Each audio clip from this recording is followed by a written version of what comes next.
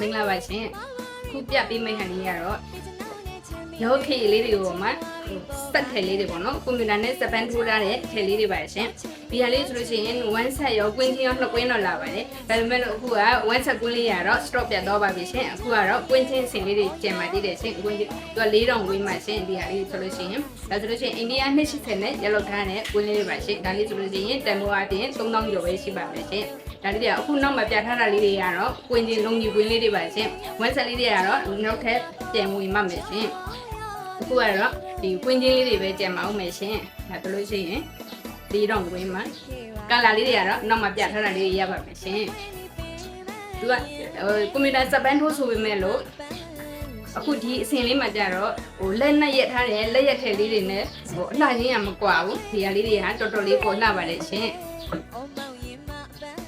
ဒီအယောင်လေးတွေရပါမယ်ရှင်ဒါလေးရလို့လုံကြီး4000ကွင်းမှာရှင်ဝက်ဆက်ကွင်းများလည်းထက်ရောက်ပါမယ်ရှင်ဝက်ဆက်ကွင်းလေးကတော့အကုန်သွားလို့ပါရှင်အခုကတော့ဒီ4000ကွင်းလေးတွေကြံမအောင်မယ်ရှင်ဒါလေးဆိုလို့ရှိရင်လုံကြီးကွင်းပေါ်မှာ3000ကျော်ပဲရှင်သူကတော့အိန္ဒိယ280ချီနဲ့ထိုးထားတဲ့အထည်လေးတွေပါရှင်အဲ့ဒါဆိုတော့ချီ